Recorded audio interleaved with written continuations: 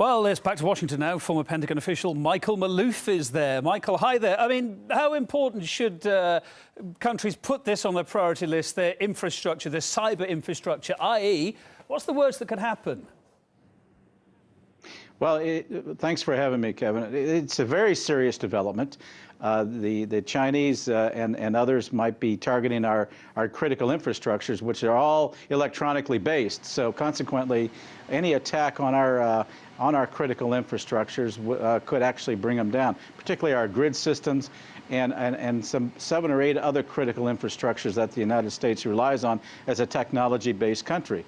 And even the former defense secretary has made mention of this as a very serious threat. But as your commentator pointed out, the United States has been doing launching offensive counter cyber attacks for a number of years now, particularly on Iran. And when it comes back and at us, then it's tantamount to war. It's kind of become the new global spying playing field, isn't it? U.S. included, as you're saying there. Yeah. Yes, this allows them, allows particularly the Chinese, because of their new emphasis on information technology, to do this kind of access remotely. Anytime you have an internet, you have telecommunications, this is going to be the new wave. It saves them trouble and time of planting agents and taking years to develop these kinds of things and trying to get into infrastructures. If they target, it looks like they're not targeting the Pentagon so much because they can't get into actual classified systems.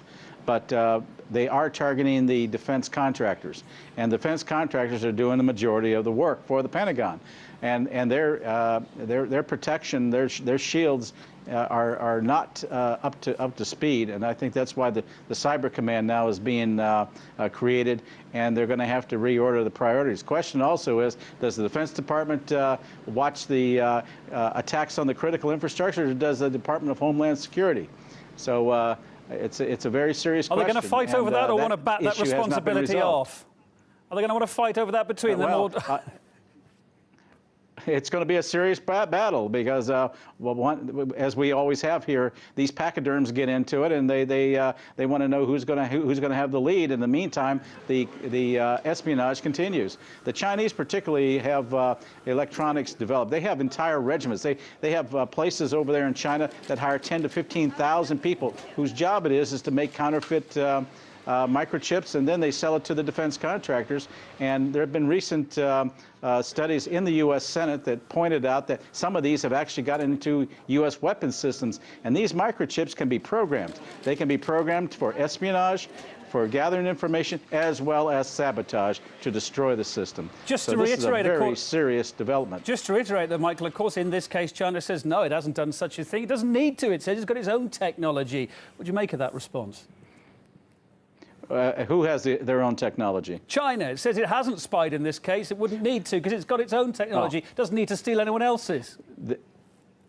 No, that's not true. They're trying to keep up with the United States in terms of how to conduct this new wave of warfare for the future.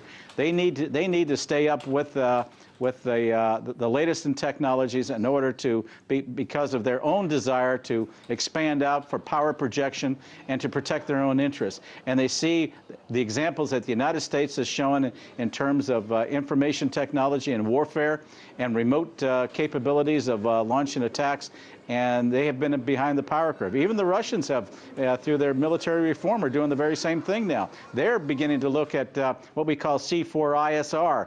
That's command, control, communications, computers, then information, intelligence, surveillance, and reconnaissance. These are systems that allow the military to scoop up all of this information and then be able to process it almost instantly. Whole new big, scary ball game, isn't it? Michael Maloof, former Pentagon official, thanks for your thoughts.